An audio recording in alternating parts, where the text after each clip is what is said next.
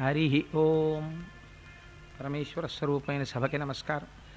నిన్నటి రోజు కార్యక్రమాన్ని పూర్తి చేస్తూ ఇప్పుడే మన గోపాలకృష్ణ గారు విజ్ఞాపన చేసినట్టు ఒక్కసారి ఆ ఋష్యశృంగ మహర్షి యొక్క అద్భుతమైనటువంటి ఆ తపశ్శక్తిని గురించి మనం ఒకసారి అనుకుని ఆ మహానుభావుణ్ణి ఎలా తీసుకురావాలి, వారిని తీసుకొచ్చి అక్కడ జరిగేటటువంటి ఆ యాగానికి బ్రహ్మగా వరిస్తే తప్ప ఆ యాగము యొక్క ఫలితము చేకూరదని, తనకి సంతాన ప్రాప్తి కలగదని దశరథ మహారాజు గారు తానే అంతఃపుర పరిజనంతో కలిసి బయలుదేరి అంగరాజ్యాన్ని చేరుకుని ఒక 7-8 రోజుల పాటు రోమపాదుని యొక్క అంతఃపురంలో ఉండి వారి యొక్క సేవలను, వారి యొక్క మర్యాదలను అందుకున్నవారై నేను ఒక కార్యాన్ని తలపెట్టాను, అందుచేత మీ కుమార్తె అయిన శాంతని అల్లుడైనటువంటి ఋష్యశృంగుని నాతో పంపవలసినది అని వేడుకుంటే రోమపాదుడు ఎంతో సంతోషించి ఆర్ద్రతతో కౌగిలించుకొని తన కుమార్తె అయినటువంటి శాంతని అల్లుడైనటువంటి ఋష్యశృంగుని దశరథ మహారాజు గారి అంతఃపురానికి పంపించారు.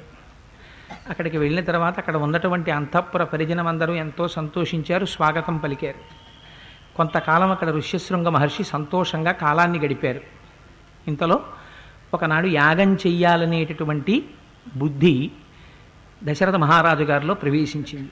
సంతానము లేదు కనుక తాను ఎంత యోగ్యుడైనా, అఖండ భూమండలాన్ని పరిపాలిస్తున్నవాడైనా, పౌరులందరూ సంతోషంగా జీవనం గడుపుతున్నప్పటికీ, మంత్రులు తనకి చాలా సమర్థతతో సాచివ్యము చేస్తున్నప్పటికీ తాను సంతానహీనుడైనటువంటి కారణం చేత మనస్సులో ఉన్నటువంటి దిగులు తీర్చుకోవడం కోసమని అశ్వమేధయాగం చేసి ఏ పాపము తను సంతానమును పొందడానికి ప్రతిబంధకముగా నిలబడుతోందో ఆ పాపమును పరిహరించుకోవడం కోసమని వేదము చేత నిర్ణయింపబడినటువంటి ఒక యాగాన్ని చేసి తద్వారా ఆ పాపమును పరిహరించుకోవాలనేటటువంటి ఉద్దేశ్యంతో ఋష్యశృంగ మహర్షి దగ్గరికి వెళ్ళి ఒక మాట చెప్పారు. అయ్యా, నేను సంతానహీనుణ్ణి, నాకు సంతానం లేదు. దశరథ మహారాజు గారి యొక్క శీలాన్ని మీరు ఇక్కడి నుంచి ఒక కోణంలో పరిశీలన చెయ్యండి.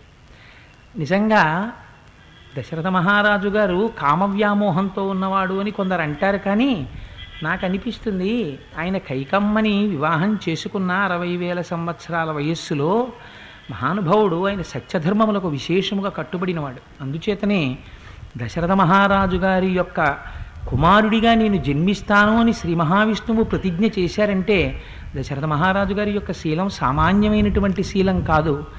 నిజంగా సంతానం లేనప్పుడు పరివేదన చెందేటటువంటి ఒక కుటుంబీకుని యొక్క అవస్థ ఎలా ఉంటుందో, ఒక గృహస్థు యొక్క పరివేదన ఎలా ఉంటుందో, తీరా బిడ్డలు జన్మించిన తరువాత ఆనందం ఎలా ఉంటుందో, ఆ బిడ్డని ఎవరైనా వచ్చి కొద్ది కాలం నాతో పంపించు అంటే వియోగాన్ని భరించలేక ఎంత బెంగ పెట్టుకుంటాడో, తుట్టతుదన ఆరాముడే 14 సంవత్సరములు తనని సత్యవాక్యమునందు ప్రతిష్ఠితిని చేయడం కోసమని రాజ్యాన్ని విడిచిపెట్టి అరణ్యాలు పట్టి వెళ్ళిపోతుంటే పుత్రవియోగాన్ని తట్టుకోలేక గుండెలు బాదుకుని ఏడ్చి ఏడ్చి ప్రాణములను ఎలా విడిచిపెడతాడో, దశరథ మహారాజు గారి యొక్క శీలాన్ని, దశరథ మహారాజు గారి యొక్క నడుబడిని గమనిస్తుంటే నిజంగా చాలా ఆశ్చర్యంగా ఉంటుంది. పాపం చేతులు జోడించి వినయంతో నమస్కారం చేసి ఋష్యశృంగుణ్ణి ప్రార్థన చేస్తాడు. అయ్యా, నాకు సంతానం లేదు. ఒక వయస్సులో సంతానం గురించి మాట్లాడితే అబ్బా అప్పుడే పిల్లలేమిటండి అని పరిహాసం చేస్తాం. కానీ వివాహం అయిపోయిన తర్వాత, కొంతకాలం అయిపోయిన తర్వాత ఇక పిల్లలు పుట్టలేదనుకోండి, ఎంత ఐశ్వర్యం ఉండనివ్వండి, పిల్లలు తొక్కని పక్క దానికి మించినటువంటి భారం ప్రపంచంలో ఇంకోటి ఉండదు. ఏ ఇంట పడక పిల్లలు తొక్కేస్తారో దాన్ని మించినటువంటి ఐశ్వర్యం ఉండదు. అందుకని ఆ పిల్లలు లేకపోతే ఎంత పరివేదన చెందాడో చూడండి దశరథ మహారాజు గారు. అయ్యా, నాకు సంతానం లేదు, నా మనస్సులో చాలా దిగులు ఆక్రమించి ఉంది, అందుచేత నన్ను సంతానము కలిగినటువంటి వ్యక్తిగా చెయ్యడానికి, నా వంశము నిలబడడానికి, ఆచంద్రతారార్కము నా వంశము వృద్ధి చెందడానికి మహానుభావుడమైనటువంటి నువ్వు బ్రహ్మగా నిలబడి యాగం చేయిస్తే సంతానమును పొందడానికి ప్రతిబంధకంగా నేను చేసినటువంటి పాపము ఏది అడ్డు వస్తోందో ఆ అడ్డుగా వస్తున్నటువంటి ప్రతిబంధకాన్ని తొలగించగలిగినటువంటి క్రతువు చేయించగలిగిన సమర్థుడవు నీవని నమ్మి నీ పాదములు పట్టి ప్రార్థన చేస్తున్నాను, నా చేత అశ్వమేధయాగం చేయించవలసినది అని ప్రార్థన చేశాడు. మహాపురుషుల దగ్గరికి వెళ్ళి ఎలా మాట్లాడాలో చూడండి. ఒక్కసారి అలా మాట్లాడితే అంతే, క్రతువు జరిగిందా? క్రతువు అనుషంగికం. ఒక సద్బ్రాహ్మణుడు, మహాతపస్వి, ఋష్యశృంగుని మాట ఆధారం. ఆయన అన్నారు పొంగిపోయి, సర్వదా ప్రాప్యసే పుత్రాంశ్చత్వారో అమిత విక్రమాన్ యస్యతే ధార్మికీ బుద్ధిరియం పుత్రార్థమాగత. ఎప్పుడైతే నువ్వు ఇంత ధార్మికమైనటువంటి బుద్ధితో ప్రవర్తించావో, నీకు సంతానము కలగకపోవడానికి ప్రతిబంధకమైనటువంటి పాపమును తొలగించుకోవడానికి వేదము చేత చెప్పబడినటువంటి ఒక యాగమును చెయ్యాలనేటటువంటి ధార్మికమైన బుద్ధి నీ యందు ప్రసరించిందో, దాని చేత సమస్త మంగళములు ప్రారంభమవుతున్నాయి. మనకి ఏదైనా కష్టం వస్తే భగవానుని నిందించడం, ఏదైనా సుఖం వస్తే పొంగిపోవడం కాదు. రామాయణం మనకి నేర్పుతుంది. తనకి కష్టం వచ్చినా మళ్ళీ పరమేశ్వరుడి పాదములే పట్టి, పెద్దల పాదములు పట్టి, గురువుల పాదములు పట్టి ఆ కష్టము నుంచి పైకి వచ్చేటటువంటి మార్గాన్ని రామాయణం మనకి చూపించింది. దశరథ మహారాజు గారు వెళ్ళి ఋష్యశృంగుని పాదములు పట్టి ప్రార్థన చేస్తే ఆయన అన్నారు, నువ్వింత ధర్మ మార్గములో ప్రవర్తించావు కాబట్టి, నీకు యాగము చెయ్యాలన్న ఆలోచన వచ్చింది కాబట్టి ఆ యాగము జరిగి తీరుతుంది. యాగము జరుగుతుంది, దానితో పాటుగా నీకు 4 కుమారులు జన్మిస్తారు. ఎటువంటి కుమారులు? మహాశూరులు, విద్వాంసులు, లోకము చేత కొనియాడబడేటటువంటి 4 కుమారులు కలుగుతారన్నారు. ఏనాడైతే ఋష్యశృంగ మహర్షి యొక్క అనుగ్రహం కలిగిందో ఆనాడే దశరథ మహారాజు గారికి సంతానం కలిగినట్టు లెక్క. యథార్థానికి ఆయన మాట నిజమవ్వడం కోసమని ఒక క్రతువు అనుషంగికంగా జరిగింది యథార్థం చెప్పాలంటే. అందుచేత ఆ మహానుభావుడు ఆశీర్వచనం చేశారు. చేసిన తరువాత చైత్రమాసంలో చిత్రా నక్షత్రంతో వచ్చేటటువంటి పౌర్ణమి నాడు యాగాశ్వాన్ని తీసుకొస్తారు. ఆ యాగాశ్వాన్ని తీసుకొచ్చి ఒక స్తంభం వేసి ఆ స్తంభానికి కడతారు. కట్టిన తరువాత బంధనం అంటారు. కట్టి దానికి ప్రోక్షణ చేస్తారు, తర్వాత స్నాపన చేస్తారు, తర్వాత విమోచన చేస్తారు. దానికి సంప్రోక్షణ చేసి నీళ్లు జల్లి కడిగి ఆ తరువాత ఆ గుర్రాన్ని విడిచిపెడతారు. 12 నెలల పాటు, 1 సంవత్సరం పాటు ఆ గుర్రం తిరుగుతుంది. దాని వెనకాతల మహాశూరులైనటువంటి వారు, బ్రహ్మ, ఆధ్వర్యువు మొదలైనటువంటి వాళ్ళు కూడా బయలుదేరి వెడతారు. వెళ్ళి ఆ యాగానికి అనుషంగికంగా ముందు ఆ అశ్వం సంవత్సరం పాటు తిరిగి వెనక్కి రావాలి. వసంతకాలంలో బయలుదేరింది, చైత్ర బహుళ పూర్ణిమ నాడు బయలుదేరి వెళ్ళింది. దీనికి అనుషంగికంగా గుర్రం బయలుదేరేటప్పుడు సాంగ్రహకరణి అనేటటువంటి ఒక ఇష్టి చేస్తారు. ఆ ఇష్టి చేసిన తరువాత గుర్రం బయలుదేరి వెడుతుంది. వెళ్ళినటువంటి గుర్రం 12 నెలల తర్వాత మళ్ళీ తిరిగి రాజు దగ్గరికి వస్తుంది. ఆ రాజు దగ్గరికి గుర్రం తిరిగి వచ్చే సమయానికి ఫాల్గుణ మాసంలో అమావాస్య తిథి నాడు మళ్ళీ, అంటే వచ్చే చైత్రమాసం ప్రారంభమవుతోందనగా 2వ సంవత్సరపు చైత్రమాసానికి ముందు రాజు యాగశాలా ప్రవేశం చెయ్యాలి. ఆ యాగశాలా ప్రవేశం చేసే ముందు బ్రహ్మ, హోత, ఆధ్వరువు మొదలైనటువంటి వారిని వరిస్తారు. అందులో ఋష్యశృంగ మహర్షిని బ్రహ్మగా వరించారు, ఆధ్వర్యువుగా వశిష్ఠ మహర్షిని వరించారు. ఆ వశిష్ఠ మహర్షి దగ్గరికి వెళ్ళి వారి పాదములు పట్టి ప్రార్థన చేసి దశరథ మహారాజు గారు ఒక మాట అంటారు. పునఃప్రాప్తే వసంతేతు పూర్ణ సంవత్సరోభవత్ ప్రసవార్థం గతో యష్టం హయమేధేన వీర్యవాన్. వసంతమాసం మళ్ళీ తిరిగి వచ్చేసింది. 6 ఋతువులు గడిచిపోయాయి. తిరిగి మళ్ళీ గుర్రం వచ్చింది. యాగశాలా ప్రవేశం చేసి నేను అశ్వమేధ యాగాన్ని ప్రారంభం చెయ్యాలి. నా పురోహితులలో శ్రేష్ఠుడవైనటువంటి వాడా, నా మనస్సు ఎరిగినవాడా, సర్వకాలములయందు నా హితమును కోరుకునేటటువంటి స్వభావం ఉన్నవాడా, ఓ వశిష్ఠ మహర్షి, నువ్వు దైవముతో సమానమైనటువంటి వాడివి. నిన్ను ప్రార్థన చేస్తున్నాను, నాయందు అనుగ్రహించి నాకు సంతానము కలగడం కోసమని ఈ ఇష్టి ఏ విధమైనటువంటి ఇబ్బందులు లేకుండా, ఏ విధమైనటువంటి ప్రతిబంధకములు ఎదురుకాకుండా ఈ యాగము నడిపించవలసినటువంటి బాధ్యత నీ భుజస్కంధముల మీద ఉంచుతున్నానని ఆయనని ఆధ్వర్యువుగా వరించారు. ఒకసారి ఆధ్వర్యువుగా వరించిన తరువాత యాగం పూర్తయిపోయేంత వరకు రాజు స్వతంత్రించి తనకు తానుగా ఏదీ చెయ్యకూడదు. ఇంకా పనులన్నింటినీ కూడా ఆధ్వర్యువే నిర్వహిస్తారు. అందుకని వశిష్ఠ మహర్షి ఆశీర్వచనం చేశారు, తప్పకుండా యాగం పూర్తవుతుంది, రాజా నీ మనోరథం ఈడేరుతుంది.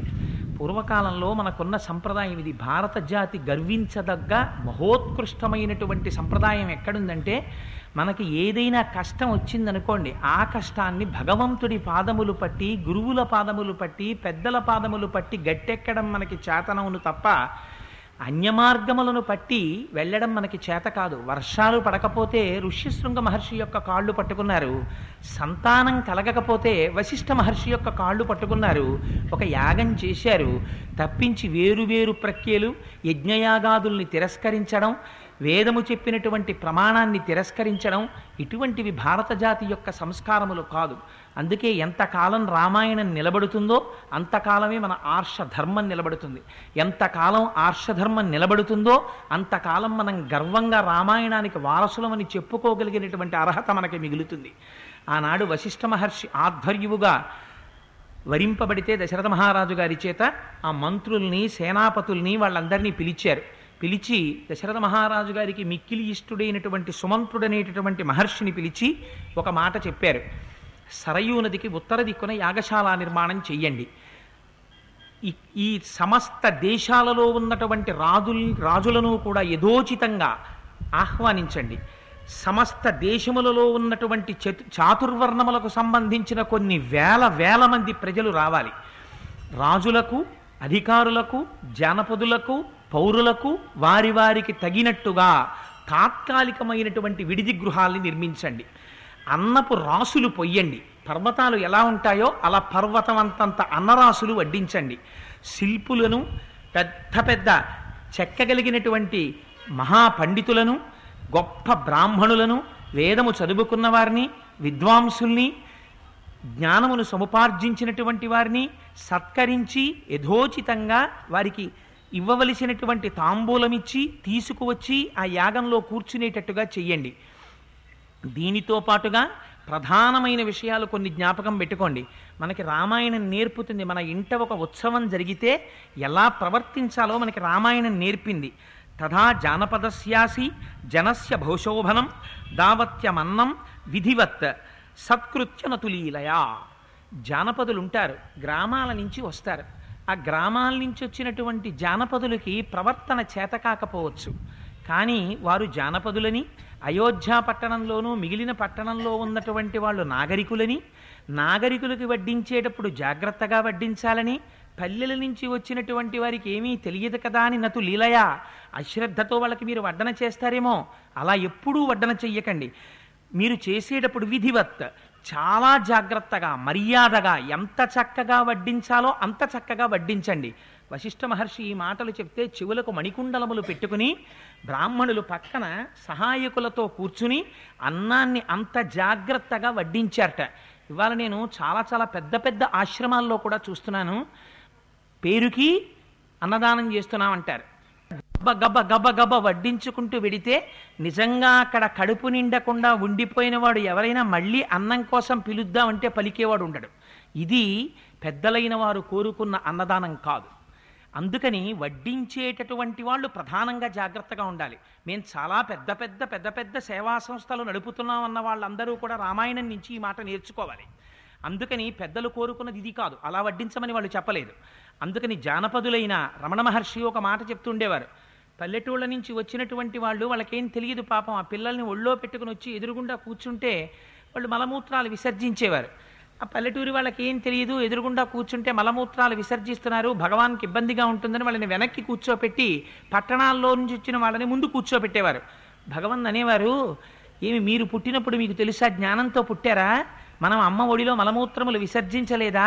వారిని ఎందుకు వెనక్కి కూర్చోపెడతారు, వారిని ముందుకు తీసుకొచ్చి కూర్చోపెట్టండి అనేవారు. ఇది వారి ఆశయం, ఇది జ్ఞాపకం పెట్టుకోవాలి మనం. అందుకని వడ్డన చేసేటప్పుడు ఎంత జాగ్రత్తగా వడ్డించాలో వశిష్ఠ మహర్షి నేర్పారు.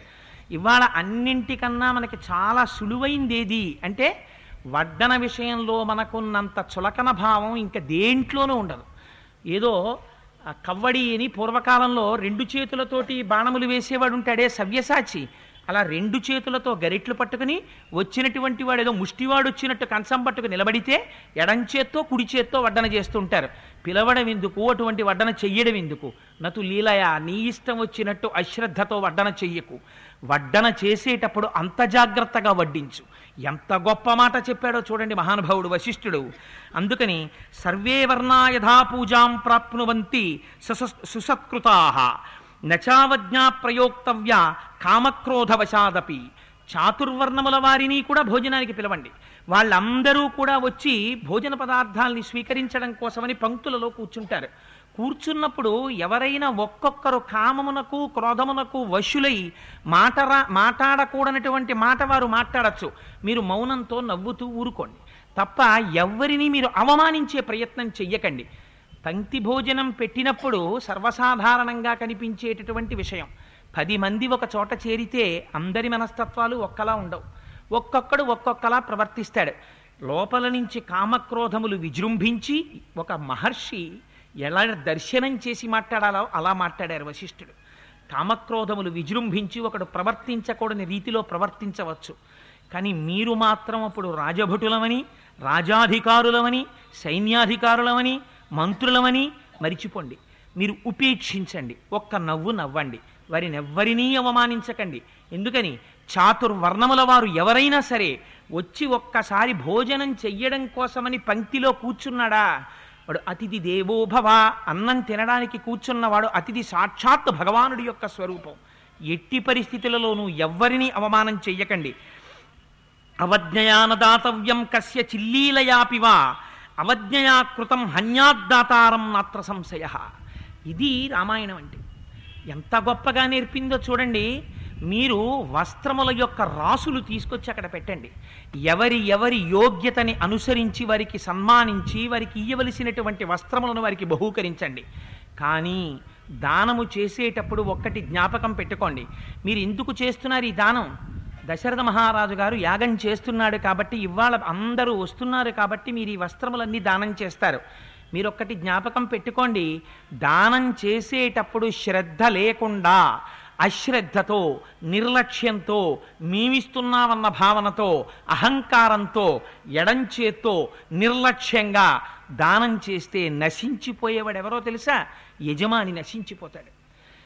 ఇప్పుడు జ్ఞాపకం పెట్టుకోండి. రామాయణం విని మీ ఇంట్లో వివాహం జరిగితే వడ్డన చేసే వాళ్ళ విషయంలో జాగ్రత్త పడండి. ఎవరిని పడితే వాళ్ళని వడ్డన దగ్గరికి రానివ్వకండి. వడ్డన దగ్గరికి వచ్చేటటువంటి వాడికి ఈ మర్యాద తెలుసున్న వాడిని వడ్డనకి ఎంచుకోండి. ఒకరికి బట్టలు పెట్టేటప్పుడు కానీ, ఒకరికి బహుమతి ఇచ్చేటప్పుడు కానీ ఎంత జాగ్రత్తగా ఉండాలో. అవమానించినటువంటి రీతిలో మీరు బహుమానం ఇచ్చారా, దానివల్ల పుచ్చుకున్నటువంటి వ్యక్తి మహాభక్తుడై ఆయన హృదయం కని క్లేశపడిందా, జ్ఞాపకం పెట్టుకోండి. భక్తుడి హృదయం బాధపడితే భగవానుడు అంగీకరించడు. యజమాని నశించిపోతాడు. ఇంత అశ్వమేధయాగం చేస్తున్నా దశరథ మహారాజు గారి ఫలితాన్ని పొందలేడు. అందుచేత మీరు జాగ్రత్తగా ఉండండి. తర్వాత మీరు పిలిచేటప్పుడు అందరినీ ఒక గాటన గట్టి పిలవకండి. ఆహ్వానం పంపించేటప్పుడు అందరికీ పంపించండి.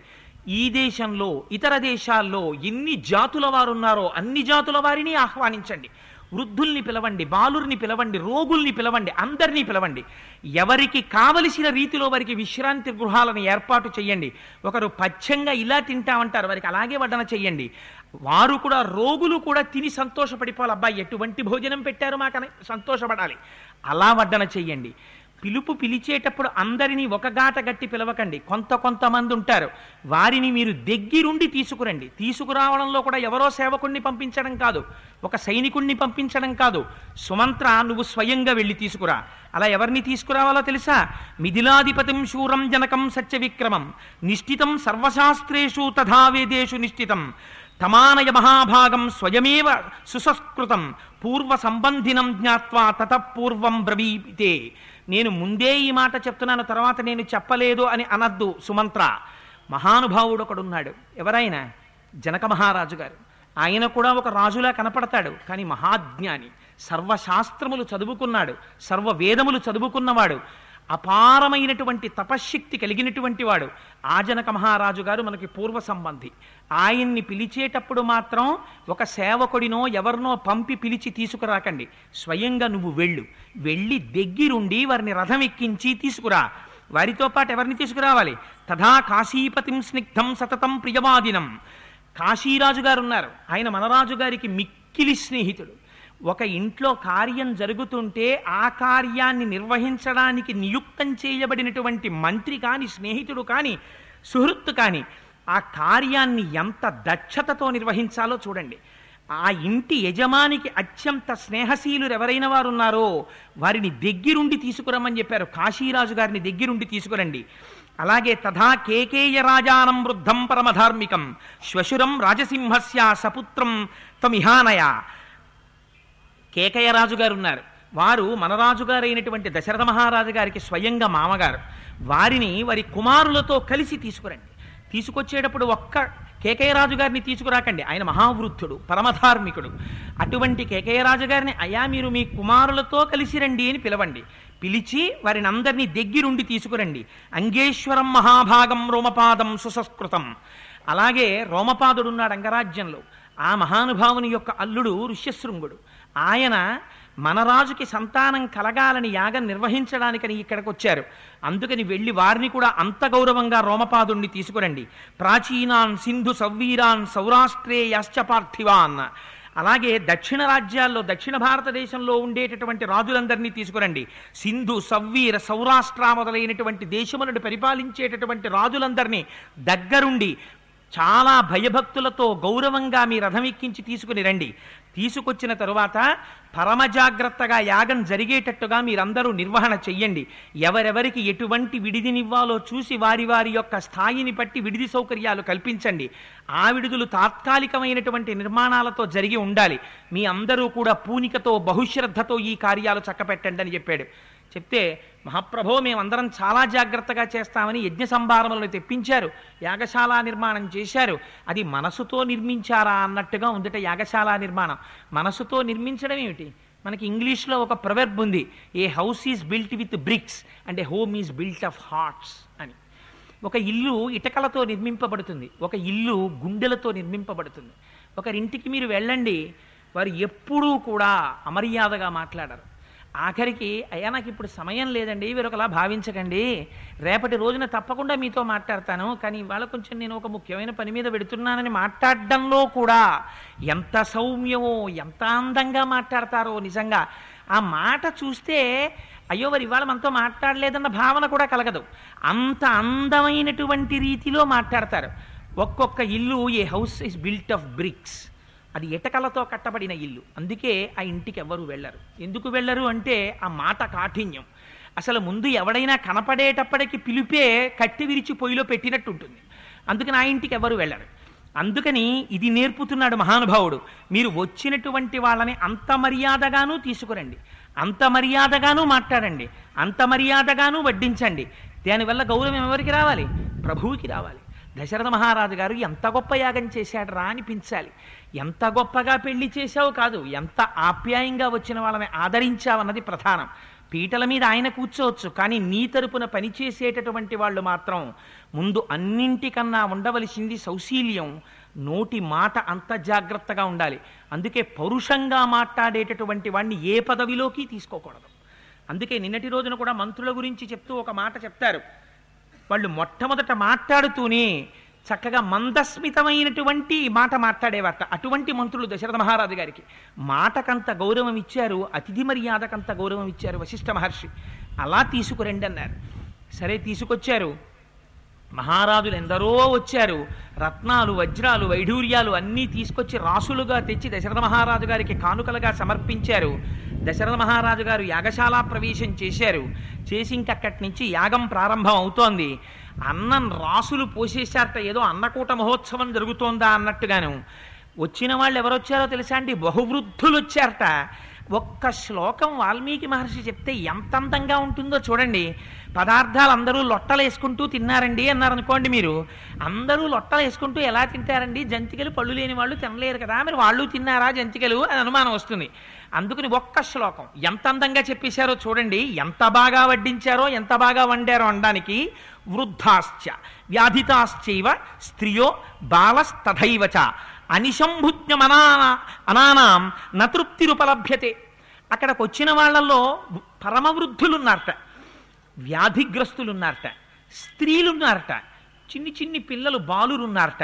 వీళ్ళందరూ కూడా తినేటప్పుడు అన్నారట, అయ్యేమి మధురమైన పదార్థాలు రా, ఎంత రుచిగా ఉందిరా, ఎంత రుచిగా ఉందిరా, అబ్బా తృప్తి లేదురా అంటున్నారట. ఎందుకని? వాళ్ళందరూ వృద్ధులు. వృద్ధుడైనటువంటి వాడు అసలు ఎక్కువ తినలేడు. అటువంటి వాడు కూడా తినడానికి వీలైనటువంటి పదార్థములు వాడికి వడ్డింపబడ్డాయి. ఆయన తిన్నాడు. తినేమంటున్నాడు, ఇవాళ ఇంద్రియానికి లొంగిపోయాడు ఆ మధుర పదార్థానికి. అబ్బా తృప్తి తీరట్లేదురా, ఇంకా తినాలనుంది, దిక్కుమాలిన కడుపు కెపాసిటీ ఇంతేమిట్రా అంటున్నట్ట.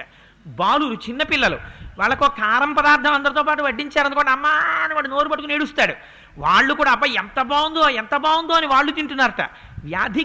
వ్యాధిగ్రస్తుడైన వాడికి ఉండే మొదటి లక్షణం ఏమిటంటే, ఏ పదార్థం పెట్టండి వాడికి అరుచి, రుచిగా లేదండి, నా నోరు చేదుగా ఉంది, బెరడు కట్టిందంటాడు.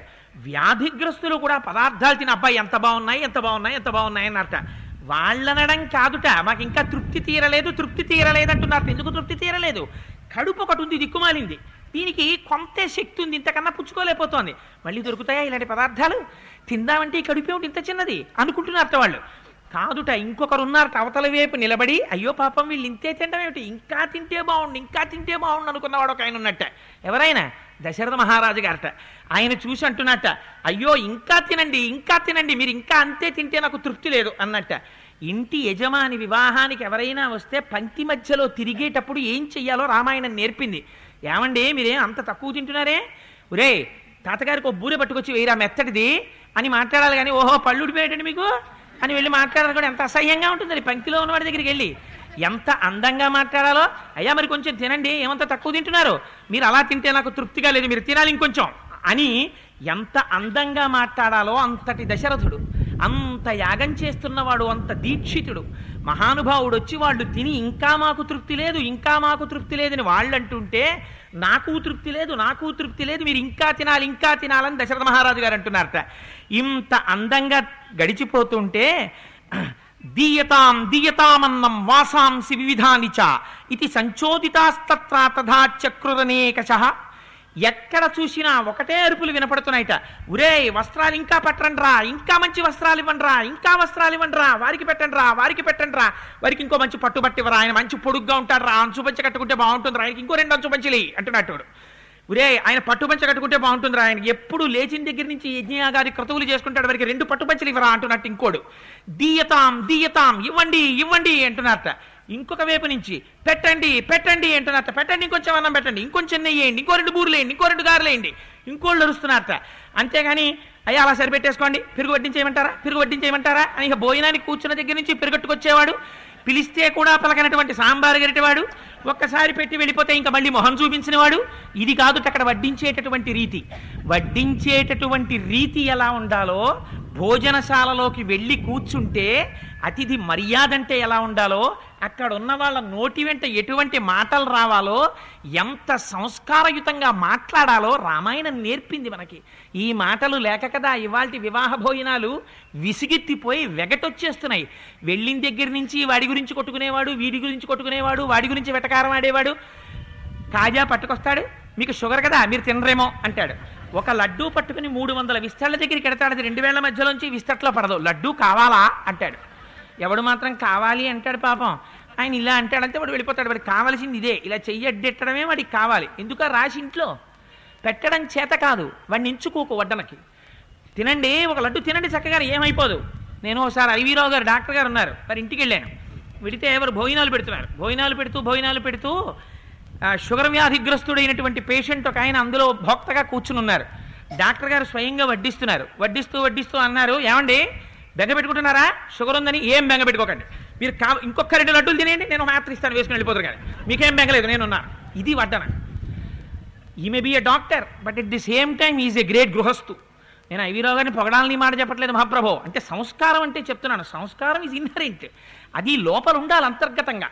ఇది అయోధ్యానగర సంప్రదాయం, ఇది రామాయణ సంప్రదాయం, దీనికి మనం వారసులం. ఈ వారసులమైన వాళ్ళం వివాహాల్లో ఎలా బ్రతకాలో, ఎలా ఆదరించాలో, ఎలా మాట్లాడాలో, ఇంటికొచ్చిన అతిథుల్ని ఎలా పూజించాలో, ఎలా సత్కరించాలో నేర్పింది రామాయణం మనకి. ఇంత అందంగా వచ్చినటువంటి వాళ్ళందరికీ అన్నీ వడ్డన చేస్తున్నారట. వచ్చిన వాళ్ళు బ్రాహ్మణులు, వృద్ధులు, స్త్రీలు, బాలురు, వ్యాధిగ్రస్తులు అందరి నోటి వెంట ఒకటే మాట, ఆహా దశరథ మహారాజా, ఏమి అన్నం పెట్టావయ్యా, ఏమి వస్త్రాలు ఇచ్చావయ్యా, నీ కోరిక ఈడేరుగాక, నీకు సత్సంతానము లభించుగాక, నీ వంశము ఆచంద్రతారార్కము వర్ధిల్లుగాక. నీ ఇంట సంతృప్తి పడినటువంటి వాడి నోటి వెంట రావలసిన మాట ఇది. వాడి మనసు మీద దెబ్బ కొట్టి నువ్వు కడుపుకు అన్నం పెడితే వాడు పక్కకి తిరిగి కళ్ళ నీళ్లు కంగుడువాతో ఒత్తుకుని వెళ్ళిపోతాడు. నీకు కలిగే శుభమేం కలుగుతుంది? నువ్వు వచ్చినటువంటి వాడి మనస్సు సుఖపడేటట్టుగా ప్రవర్తించడం ముందు నేర్చుకో. నేర్చుకున్న తర్వాత ఈ కడుపుకి ఎంత పెట్టావన్నది వాడు చూడడు. ఇంతమంది కలిసి ఏకకంఠంతో దశరథ మహారాజు గారిని ఆశీర్వచనం చేస్తున్నారు. ఇటువంటి ఆశీర్వచనం జరిగింది కనుకనే సాక్షాత్తు శ్రీమన్నారాయణుడంతటి వాడు ఎంచుకున్నాడు, నేను దశరథ మహారాజు గారికి కొడుకుగా పుడతాను అని. ఇంత ధర్మం పాటించాడు కనుక, ఇంత జాగ్రత్తగా 10 మందికి పెట్టాడు కనుక, ఇంత జాగ్రత్తగా యజ్ఞయాగాదులు నిర్వహించాడు కనుక కీర్తివంతుడయ్యాడు దశరథ మహారాజు గారు. సరే, ఆ లోపల యాగశాల పరమాద్భుతమైనటువంటి నిర్మాణం చేశారు. ఆ యాగశాల నిర్మాణం చేసేటప్పుడు ఏ శాఖ వారైతే ఆ శాఖ వారికి తగినట్టుగా అక్కడ యూపస్తంభములని, ఆ యూపస్తంభములు ఉంటాయి. ఆ యూపస్తంభములను పాతేటప్పుడు 21 యూపస్తంభములతో కూడినటువంటి యాగశాల నిర్మాణం చేస్తారు. అంటే యాగశాలలో 21 యూపస్తంభములు ఉంటాయి. మారేడు కర్రలతో చేసినటువంటివి 6 యూపస్తంభములు ఉంటాయి. మోదుగు కర్రలతో చేసినటువంటివి 6 ఉంటాయి. చండ్రకర్రలతో చేసినటువంటివి 6 ఉంటాయి. అక్కడికి 18. దేవదారుతో చేసినటువంటివి 2 ఉంటాయి. శ్లేష్మాతక కర్రతో చేసినటువంటిది 1 ఉంటుంది. 21 యూపస్తంభములను కడతారు. అంటే ఆయన శుక్ల యజుర్వేద శాఖకి చెందినవాడు దశరథ మహారాజు గారు. అందుకని దానికి అనుగుణంగా అక్కడ అగ్నిని పెట్టేటటువంటి ఆ వేదిని కూడా నిర్మాణం చేశారు. చేసి ఆ 21 యూపస్తంభములను కూడా బంగారముతో అలంకారం చేశారు. వాటికి వస్త్రములు కట్టారు. కట్టి దానికి 8 వేపుల అంచులు ఉండేటట్టుగా శిల్పులు వాటిని అందంగా చెక్కారు. ఒక యూపస్తంభమునకు మధ్య బారెడు దూరం ఉండాలి. ఎంత దూరం ఉండాలో అంత దూరం ఉండేటట్టుగాను చక్కగా చెక్కారు. హోమం జరుగుతుంటే హవిస్సు ఇంత పిసరు కూడా వేదికి బయట పడేది కాదుట. అంత అందంగా యాగం చేశారు. యాగాలు చేశాం అనేటప్పుడు యాగం చూస్తూ ఉంటే, యాగం తెలియని వాడికి కూడా ఆ మంత్రం నడుస్తుంటే, స్వాహ అనేటప్పటికీ ఆ హవిస్సు వేస్తుంటే, నెయ్యి పడుతుంటే, అగ్నిహోత్రం జ్వలిస్తుంటే చూసినటువంటి వాడికి అమ్మ బాబోయ్ ఏమి యాగం రా అని 2 చేతులతో ఇలా నమస్కరించేయాలి. అలా చేసేవారు పూర్వం. అంత అద్భుతంగా యాగం జరుగుతోందిట. ఈ యూపస్తంభములన్నింటినీ పాతారు.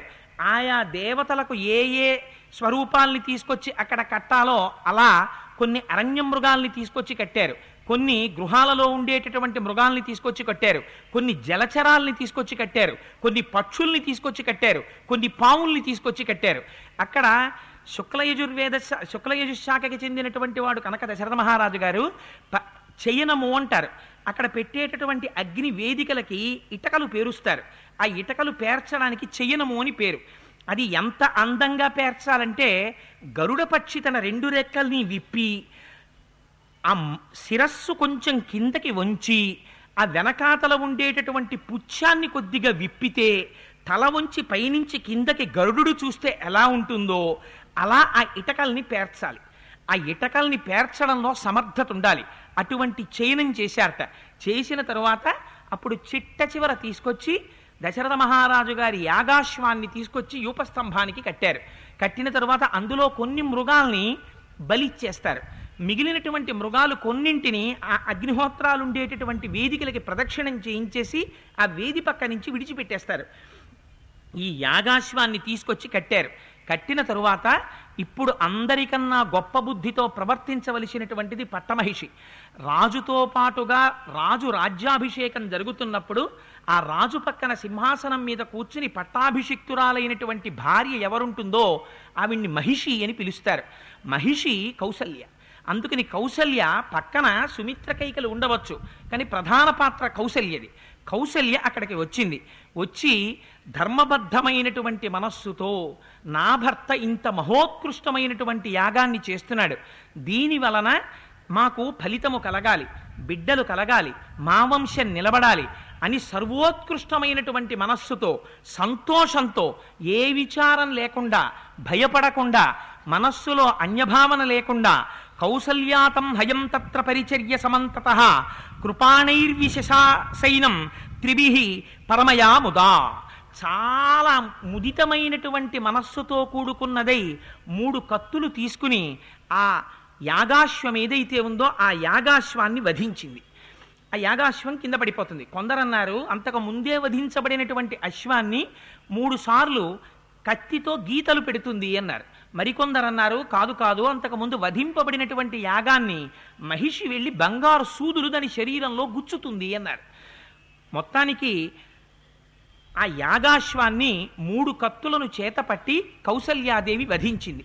వధించిన తరువాత చెయ్యవలసినటువంటి ఒక పరమ పవిత్రమైనటువంటి క్రతు ఉంటుంది.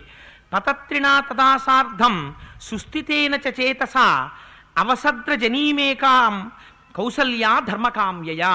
ధర్మబద్ధమైనటువంటి మనస్సుతో కోరిక తీరడం కోసమని ఆ శరీరం ప్రాణం విడిచిపెట్టేసినటువంటి ఆ గుర్రాన్ని ఒకరోజు రాత్రి ఒక శాలలో ఉంచుతారు. ఉంచిన తరువాత ఆ శాలలో ఆ గుర్రంతో పాటుగా మహిషి కూడా పక్కన పడుకుని ఉండాలి. ఒకచోటైతే అన్నారు, తన భర్తని ఎంత ప్రేమతో కౌగిలించుకుంటుందో అది మరణించిన గుర్రము కాదన్న భావనతో భర్తనే కౌగిలించుకున్నట్టుగా కౌగిలించుకొని పడుకోవాలి. పడుకుంటే హోత, ఉద్గాత, ఆధ్వర్యువు మొదలైనటువంటి వారు వచ్చి ఇద్దరి మీద పట్టు వస్త్రం కప్పుతారు. ఒకచోట అన్నారు, ఆ పక్కనే వేదమంత్రములను పఠిస్తూ యాగశాలలో ఒక మరణించినటువంటి గుర్రం ఉన్న చోట నేనున్నానన్న భావన లేకుండా పట్టమహిషి రాత్రంతా గడపాలి. పక్కన సుమిత్రా కైకలు కూడా ఉండి ఉండవచ్చు, ప్రధాన పాత్ర కౌసల్యది. అందుకని ఆవిడ అంత జాగ్రత్తగా ఆ పశు విససనం చేసింది. చేసిన తరువాత మరునాడు ఉదయం దశరథ మహారాజు గారు ఒక మహోత్కృష్టమైనటువంటి విషయాన్ని చెయ్యవలసి ఉంటుంది.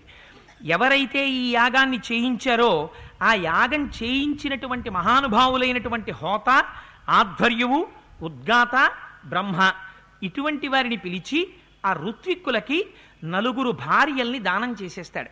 4 భార్యలని దానం చేసేటప్పుడు తనతో పాటుగా సింహాసనం మీద కూర్చుని పట్టాభిషేకం పొందినటువంటి పట్టమహిషి ఎవరుంటుందో ఆవిడ్ని మహిషి అంటారు.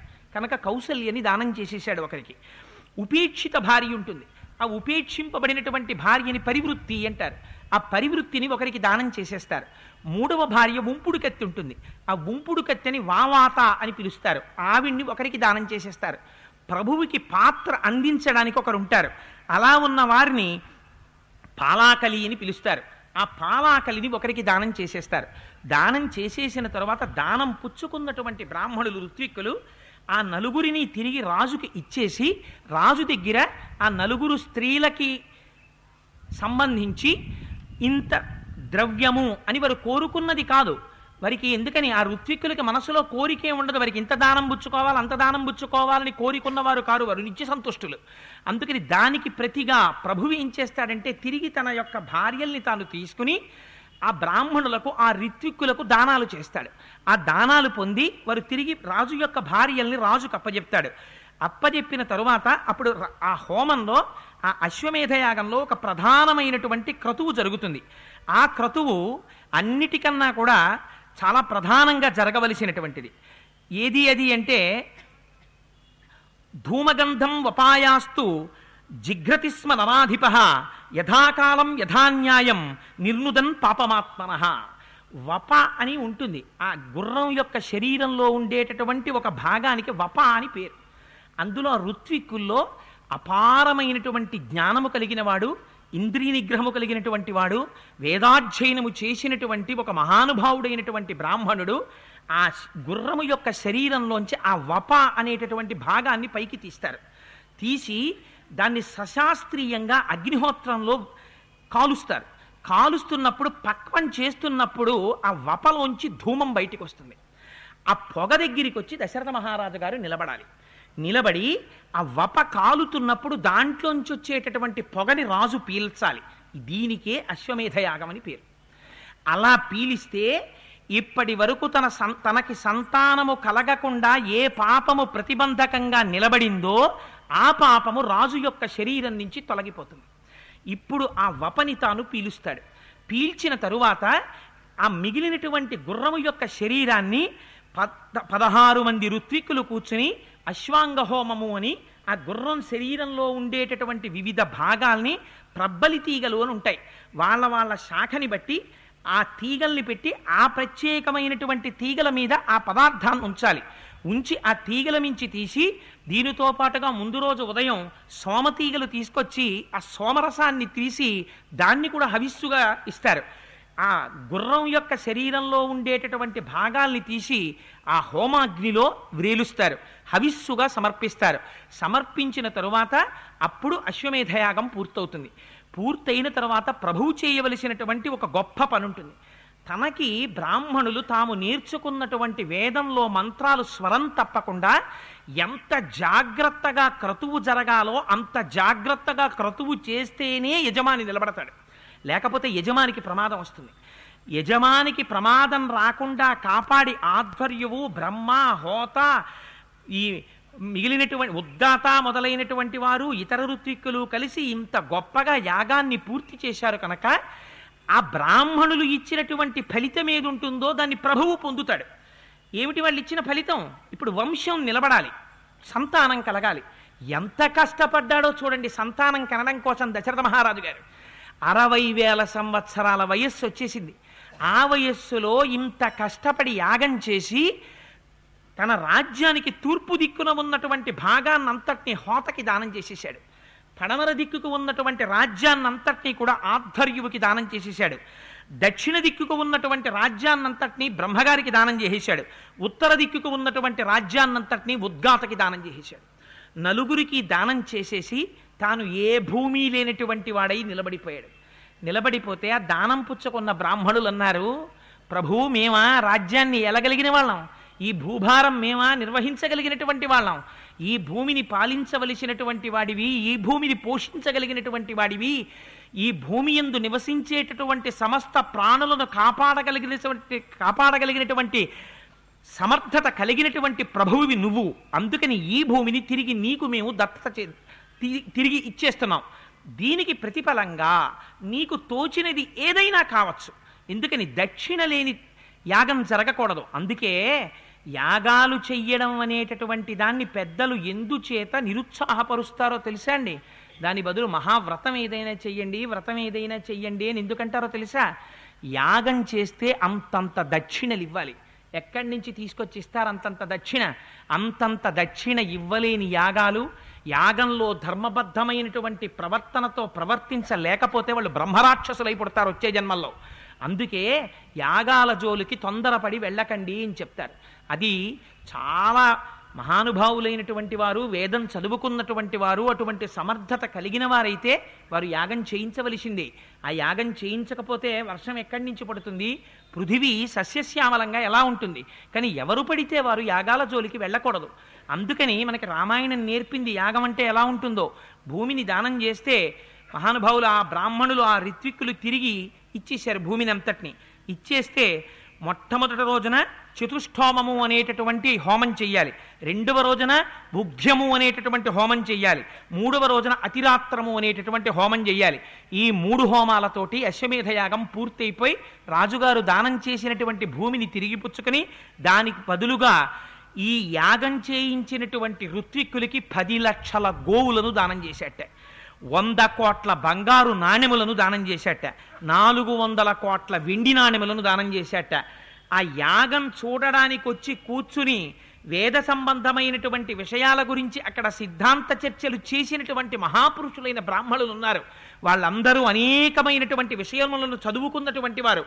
వాళ్ళందరికీ కలిపి 1 కోటి బంగారు నాణెములు దానం చేశాట. ఎన్నో గోవులు దానం చేశాడు. ఒక నిరుపేద అయినటువంటి బ్రాహ్మణుడు చిట్ట చివరి వచ్చి దశరథ మహారాజు గారికి నమస్కారం చేశాడు. వెంటనే తన చేతికున్న కంకణాన్ని తీసి దానం చేసేశాడు దశరథ మహారాజు గారు. వచ్చినటువంటి బ్రాహ్మణులు, ఋత్విక్కులు, బ్రహ్మ, ఉద్గాత, ఆధ్వర్యువు, హోత అందరూ పరవశించిపోయారు. పరవశించిపోయి, మహానుభావ దశరథ, నువ్వు చేసినటువంటి యాగం చేత మేమందరము కూడా ప్రీతి చెందాం, నీకు తప్పకుండా సత్సంతానము కలుగుతారు అని ఇప్పుడు ఋష్యశృంగ మహర్షి లేచి ఒక మాట చెప్పారు. ఇష్టింతేహం కరిష్యామి పుత్రియాం పుత్రకారణాత్ అధర్వ శిరసి ప్రోక్తై మంత్రై సిద్ధాం విధానతః. రాజా, నీకు సంతానము కలగడం కోసమని ఒక బ్రహ్మాండమైనటువంటి ఇష్టిని ఇప్పుడు నేను చేయిస్తాను, వచ్చి కూర్చో పీటల మీద. ఈ ఇష్టి అథర్వవేదంలో చెప్పబడినటువంటి ఇష్టి. వచ్చి కూర్చోమన్నారు. వచ్చి దశరథ మహారాజు గారు కూర్చున్నారు. ఆ ఇష్టి చెయ్యడాన్ని ప్రారంభం చేశారు. తతో దేవా సగంధర్వా సిద్ధాశ్చ పరమర్షయ భాగం ప్రతిగ్రహార్థం వై సమవేత యథావిధి.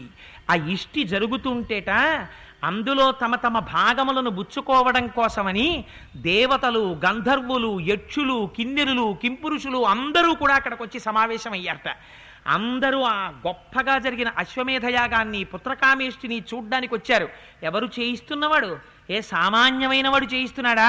ఋష్యశృంగ మహర్షి కూర్చునున్నారు, వశిష్ఠుడు కూర్చునున్నాడు, జాబాలి కూర్చునున్నాడు, కాశ్యపుడు కూర్చునున్నాడు. ఇంతటి మహానుభావులందరూ ఆ యాగంలో ఉన్నారు. ఎందరో బ్రాహ్మణులు ఉన్నారు. అటువంటి సభలో ప్రవేశించడమే చాలు అని ఇంతమంది వచ్చి చూస్తున్నారు. అందులో ఇది జరుగుతుండగా ఈ భాగం ప్రతిగ్రహార్థం వై తమ తమ భాగములను పుచ్చుకోవడానికి అందరూ వచ్చి చేరారట. చతుర్ముఖ బ్రహ్మగారు కూడా వచ్చారు. ఎప్పుడైతే చతుర్ముఖ బ్రహ్మగారు వచ్చారో అందరూ లేచి వారికి నమస్కారం చేశారు. పెద్దవారు ఎవరైనా వచ్చి కనపడేటప్పటికీ మొట్టమొదట మనకి జ్ఞాపకం వచ్చేదేమిటి? మనం పడుతున్నటువంటి కష్టాన్ని చెప్పుకుంటాం. అందుకని బ్రహ్మగారిని చూసి వారు అన్నారు, మహానుభావ చతుర్ముఖ బ్రహ్మ, నువ్వు రావణాసురుడనేటటువంటి రాక్షసుడు చేసినటువంటి ఘోరమైన తపస్సుకి ప్రీతి చెందినటువంటి వాడవై వాడికి వరాలను ఇచ్చేసావు. ఆ వరాలను ఇవ్వడం వల్ల వాడు ఇవాళ ఎంత దారుణమైనటువంటి పరిస్థితికి తయారయ్యాడో తెలుసా? నైనం సూర్య ప్రతిపతి వార్ష్వే వాతిన మారుత చిలోర్మిమాలీతం దృష్ట్వా సముద్రోపి నకంపతే. సూర్యుడు గట్టిగా ప్రకాశించడానికి వీల్లేదు. రావణాసురుడు బయటికి వచ్చాడా, అది రోహిణీకార్తె అవనివ్వండి, అంతగా ప్రకాశిస్తున్నామే అంటే సూర్యుడు మందంగా ప్రకాశించవలసింది. అటుగా వాడు వెళ్ళిపోతున్నాడు అనుకోండి, సముద్రం తరంగాలతో ఉండడం మానేసి సముద్రం ఏదో ఒక అద్దం పెట్టినట్టుగా తరంగాలు లేకుండా నిశ్చలంగా నిలబడిపోతుంది. అప్పటి వరకు వీస్తున్నటువంటి వాయువు రావణాసురుడు వచ్చాడనేటప్పటికీ వీచడం మానేసి, అమ్మో రావణుడు వచ్చాడని చెప్పి చాలా జాగ్రత్తగా మెల్లమెల్లగా నడుస్తుంది. అలా వాడు దిక్పాలకులందరినీ శాసిస్తున్నాడు, దేవతలను శాసిస్తున్నాడు, ఇంద్రుణ్ణి నింద చేస్తున్నాడు, అవమానిస్తున్నాడు. ఎక్కడ యజ్ఞయాగాది క్రతువులను జరగనివ్వడం లేదు. పరభార్యలందరినీ తన భార్యలుగా అనుభవిస్తున్నాడు. ఎందరినో క్షోభ పెడుతున్నాడు. ఋషుల్ని సంహరిస్తున్నాడు, దేవతల్ని బాధ పెడుతున్నాడు, బ్రాహ్మణుల్ని సంహరిస్తున్నాడు. ఎక్కడా వేదప్రోక్తమైనటువంటి క్రతువులు జరగకుండా అడ్డుపడుతున్నాడు. ఇన్ని జరుగుతున్నాయి. అందుచేత మహానుభావ ఎవరు రక్షిస్తారు? ఎవరి చేత వాడు నిర్జింపబడతాడు? నువ్వు ఏమని వరం ఇచ్చావో, వాడేం వరం పొందాడో, వాడు ఎలా సంహరింపబడతాడో, ఎప్పటికి సంహరింపబడతాడో మేమందరం బెంగ పెట్టుకుని కూర్చునున్నాం. మాకు మార్గం చెప్పవలసింది అన్నారు. అంటే చతుర్ముఖ బ్రహ్మగారు చూసి అన్నారు, నాకు కూడా తెలిసింది. రవయతి అసత్ప్రలాపాన్ కరయతీతి ఇది రావణ. వాడు అందరినీ ఏడిపించేటటువంటి మాటలు మాట్లాడుతున్నాడు. అన్నీ నాది నేను అంటున్నాడు. చెయ్యకూడని పనులన్నీ చేస్తున్నాడు. వాడు నా గురించి తపస్సు చేసి నేను ప్రత్యక్షమైనప్పుడు తపస్సు చేత నన్ను మెప్పించి వరాలు కోరుకున్నప్పుడు రాక్షసుల చేత, దానవుల చేత, యక్షుల చేత, దేవతల చేత, గంధర్వ కిన్నెర కింపురుషుల చేత మరణము లేకుండా కోరుకున్నాడు. వాడికి మనుష్యుడంటే చాలా చులకన భావం. ఇంతమంది చెయ్యలేంది ఒక మనిషి చేస్తాడా? ఇప్పుడు నన్ను సంహరిస్తాడా? ఎంత చులకన భావమో చూడండి మనిషి అంటే. ఆ మనుష్యుడి గొప్పతనం ఏమిటో చూపించారు మా స్వామి రామచంద్రమూర్తి. అందుకని మనుష్యుడిగా వచ్చాడు. అందుకని ఒక మనుష్యుడి చేతిలో మాత్రమే రావణాసురుడు సంహరింపబడతాడు అని చెప్పగానే అక్కడ ఉన్న వాళ్ళందరూ సంతోషపడిపోయారు. అమ్మయ్యా, ఒక మార్గం తెలిసింది. అయితే రావణాసురుడు సంహరింపబడాలంటే మనుష్యుడి చేతిలో సంహరింపబడతాడనమాట. ఇది తెలియగానే ఏమనుకుంటారు అక్కడ ఉన్న వాళ్ళందరూ? ఎవరున్నారు? మనుష్యులే ఉన్నారు. ఓహో, మనుష్యుడి చేత సంహరింపబడతాడు కాబట్టి నేను ఎందుకు వెళ్ళిపోకూడదు రావణాసురుడి మీదకి అనుకుంటాడు కదా. అలా అనుకుని వీళ్ళందరూ వెళ్ళిపోతారేమో గభాల్ని. వెళ్ళిపోతే వీళ్ళు నిష్కారణంగా వాడు సామాన్యమైనటువంటి తపస్సు ఏమిటి? మహోగ్రమైనటువంటి తపస్సు. వాడిని శాసించడమే, వాడిని నిర్జించడమే. అందుకని వీళ్ళు ఎక్కడ దెబ్బతింటారో అని మహానుభావుడు లోకరక్షైకమూర్తి కనుక, దయాళువు కనుక, కరుణా సముద్రుడు కనుక మహానుభావుడు ఏ తస్మిన్నంతరే విష్ణురూపజాతో మహాద్యుతి శంఖచక్ర గదాపాణి పీతవాస జగత్పతి. అంతటా నిండి నిబిడీకృతమైపోయినటువంటి పరమాత్మ శ్రీ మహావిష్ణువు ఒకరు పిలిచారా పిలవలేదా అని చూడకుండా ఆ సభామధ్యంలో తనంత తానుగా వచ్చి నిలబడ్డాంట. ఎటువంటి స్వరూపం శ్రీ మహావిష్ణువు యొక్క స్వరూపం! ఆయన కన్నుల ముందు ఒక్కసారి కనపడ్డారా అసలు నోట మాట వస్తుందా? ఇంకా అంత అందమైనటువంటి స్వరూపం. పోతన గారు అంటారు, జలధరదేహు నాజాను చతుర్బాహు సరసీరుహక్షు విశాలవక్షు జారు గదా శంఖచక్ర పద్మ విలాసు కంఠ కౌస్తుభమణి కంతిభాను కమనీయ కటిసూత్ర కంకణ కేయూర శ్రీవత్సలంచనంచిత విహారు మరుకుండల ప్రభాయుత కుంతలలాటు వైఢూర్య మణిగణ వరకిరీటు బాలు పూర్ణేందు రుచిజాలు భక్త లోకపాలు సుగుణాల వాలు కృపావిశాలు చూచి తిలకించి పులకించి చొజ్జమంది ఉబ్బి చెలరేగి వసుదేవుడు ఉత్సహించే అంటారు. అటువంటి స్వరూపం కదా. ఒక్కసారి నల్లని మేఘం వచ్చి నిలబడితే ఎలా నిలబడుతుందో ఆ అందమైనటువంటి ఆ మెడలో ఉన్నటువంటి వైజయంతిమాలతో శంఖ చక్ర గదా పద్మములను పట్టుకున్నవాడై స్వామి ఒక్కసారి వచ్చి అక్కడ నిలబడి ఒక ప్రతిజ్ఞ చేశారు. హత్వాక్రూరం దురాత్మానం దేవర్షీణాం భయావహం దశవర్ష సహస్రాణి దశవర్ష శతాని చ వత్సామి మానుషే లోకే పాలయన్ పృథివీమిమాం. మీరెవ్వరూ కంగారు పడవలసినటువంటి అవసరం లేదు. నేను విన్నాను, రావణాసురుడు చేస్తున్నటువంటి దురాగతములనన్నింటినీ విన్నాను. వాణ్ణి సంహరించడానికి నేనే మనుష్యుడిగా జన్మించాలని నిర్ణయం తీసుకున్నాను. ఇది స్వామి యొక్క వాత్సల్యం అంటే. ఏమైనా రావలసిన అవసరమే ఉంది. ఆయనే రాకపోతే ఎంతమంది బయలుదేరి అగ్నిహోత్రంలో పడిపోయినటువంటి శలభాల్లా రావణాసురుడి యొక్క తేజస్సులో నశించిపోతారోనని ఒకరు పిలిచారా పిలవలేదా అని కూడా చూడకుండా తనంత తానుగా అంతా నిండిపోయినటువంటి పరమాత్మ ఈ కన్నులతో చూడడానికి వీలైనటువంటి ఒక స్వరూపంతో సభామధ్యంలో వచ్చి నిలబడ్డారు. నిలబడి ప్రతిజ్ఞ చేశారు. హత్వాక్రూరం దురాత్మానం దేవర్షీణాం భయావహం. ఎందుకు సంహరిస్తాను రావణాసురుణ్ణి? ఆయన వచ్చినటువంటిది సంహారం చెయ్యడం కాదు, అందుకే మనుష్యుడిగా వచ్చారు. మనుష్యుడికి ఉండవలసినటువంటి ప్రధానమైన కర్తవ్యం క్షమ యశః. క్షమ ఉండాలి, ఓర్పు ఉండాలి. మిగిలిన ప్రాణులకు ఈ ఓర్పు ఉన్నదా లేదా పక్కన పెట్టండి. మనుష్యుడికి ఉండవలసిన ప్రధానమైన ధర్మం ఓర్పు. అందుకే రామచంద్రమూర్తి ఒక పట్టాన ఎవ్వరినీ చంపరు. ఎంత ఓర్మి వహిస్తారో మహానుభావుడు. రావణాసురుడు కూడా మారతాడేమో మారతాడేమో మారతాడేమో అని అంగదుడితో రాయబారం పంపారు, హనుమని పంపారు. ఎంత మందిని పంపినా ఎంత రాయబారం చేసినా వాడు మారకపోతే చిట్ట చివర కిరీటాన్ని కొట్టేసి గుర్రాల్ని కొట్టేసి రథాన్ని కొట్టేసి భూమి మీద నిలబడిపోయినా ఒక్క 20 అడుగులు ముందుకొచ్చి ఆయన పాదముల మీద పడిపోతే రక్షించి ఉండేవారు. అందుకని ప్రతిజ్ఞ చేశారు. అంత ప్రతిజ్ఞ చేసినటువంటి రామచంద్రమూర్తి పాదముల మీద పడడానికి వాడు రాలేదు. వాడు వెనక్కి తిరిగి సౌధానికి వెళ్ళిపోవడానికి ఇష్టపడ్డాడు. అందుచేత ఇంకా ఏ విధంగానూ రక్షించడానికి అవకాశం లేని స్థితిలో మాత్రమే 10 తలకాయలు తీసేశారు. ఇంతమంది చేత ద్వేషింపబడి ఆ ఉపాధిలో ఉండే కన్నా ఆ ఉపాధి నుంచి జీవుణ్ణి విముక్తుణ్ణి చేసి నిరంతరం తన ద్వారం దగ్గర జయ విజయులుగా నిలబడి తనని సేవించుకోవలసినటువంటి మహాపురుషుడు ఇవాళ శాపగ్రస్తుడై రావణుడిగా లోకం చేత నింద చేయబడి ఉన్నాడు. వాణ్ణి తిరిగి తనలో కలుపుకోవాలి, తన దగ్గరికి తెచ్చుకోవాలి. తెచ్చుకుని మళ్ళీ వాడు జయ విజయులుగా నిలబడాలి, నిలబడి తనని సేవించాలి. వాడు అలా 10 మంది చేత నింద పడకూడదు, వాడిని విడిపించాలి. ఇప్పుడు చెప్పండి, రామచంద్రమూర్తి అవతారంలో దయ ఉందా? రామచంద్రమూర్తి అవతారంలో క్రౌర్యం ఉందా? ఇంతమంది పడిపోతారు నేను రాకపోతే. అందుకని వీళ్ళని రక్షించాలి, అందుకని తొందరగా నేను వచ్చి నిలబడాలి అని వచ్చారు. వచ్చి ప్రతిజ్ఞ చేశారు. ఎందుకు సంహరిస్తాను రావణాసురుణ్ణి? దేవర్షీణాం భయావహం. నన్ను నమ్ముకున్నటువంటి మహాపురుషులున్నారు, దేవర్షులు ఋషులు మహర్షులు మొదలైనటువంటి వాళ్ళందరినీ నిష్కారణంగా బాధ పెడుతున్నారు. వాళ్ళు ఎవరి జోలికి వెళ్ళినటువంటి వారు కారు. యజ్ఞయాగాది క్రతువులు చేసుకుంటూ సర్వకాలముల యందు సమస్త ప్రాణుల యొక్క హితమును కోరి లోకరక్షణార్థము కోసమని యజ్ఞయాగాది క్రతువులు చేసుకునేటటువంటి స్వరూపం ఉన్నవారు. అటువంటి వారిని బాధ పెడుతున్నాడు. అందుకని వాడిని నిగ్రహించడం కోసమని నేను వస్తాను. వచ్చి రావణ సంహారం చేసి వెళ్ళిపోవడం కాదు. దశవర్ష సహస్రాణి దశవర్ష శతాని చ 11,000 సంవత్సరములు ఈ భూమండలం మీద ఉంటాను.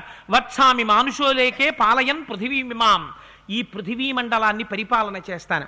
ఎందుకు పరిపాలన చేస్తాను? మనుష్యుడనేటటువంటి వాడు అధోగతికి వెళ్ళిపోయి ఉన్నాడు. మనుష్యుడన్న వాడికి గౌరవం లేదు. ఎందుచేత? ఆఖరికి రావణాసురుడు కూడా మనుష్యుడు నన్నేం చేస్తాడన్నాడు. అంతగా చితికిపోయినటువంటి స్వరూపంతో ఉన్నటువంటి మనిషి యొక్క గౌరవం ఏమిటో నేను మళ్ళీ పునఃస్థాపన చేస్తాను. అందుకని రామరాజ్యం అంటే ఏమిటో చూపిస్తాను. దానికోసమని 11,000 సంవత్సరములు ఈ భూమండలాన్నంతటి పరిపాలన చేస్తాను అని ప్రతిజ్ఞ చేశారు. తత పద్మపలాసాక్ష కృత్వాత్మానం చతుర్విధం పితరం రోచయామాస తథా దశరథ నృపం. ఆయన తనంత తానుగా వరించారు దశరథ మహారాజు గారిని తండ్రిగా. దశరథ మహారాజు గారు చేసినటువంటి క్రతువు చేత దశరథ మహారాజు గారికి కలగవలసినటువంటిది సంతానం. కానీ దశరథ మహారాజు గారికి శ్రీమన్నారాయణుడే రామచంద్రమూర్తిగా జన్మించడానికి కారణం స్వామి యొక్క దయ. ఆయనే ప్రతిజ్ఞ చేశారు, ఇంత గొప్ప యాగం చేశాడు, ఇంత ధర్మంతో ప్రవర్తించాడు, నేను దశరథుణ్ణి తండ్రిగా వరిస్తున్నాను. జన్మలేని నేను అజాయమానో బహుధా విజాయితే అంటుంది శృతి. ఆయనకి జన్మ లేదు, ఆయన ఒక శరీరాన్ని పొందవలసినటువంటి అవసరం ఉన్నవాడు కాడు. అటువంటి వాడు మనుష్యుడిగా జన్మిస్తే తప్ప రావణ సంహారం అవ్వదు. మనుష్యుడిగా జన్మించాలంటే ఒక పురుషుడి యొక్క తేజస్సు స్త్రీలో ప్రవేశించాలి. ఆ స్త్రీ గర్భంలో 12 నెలలు తానుండాలి.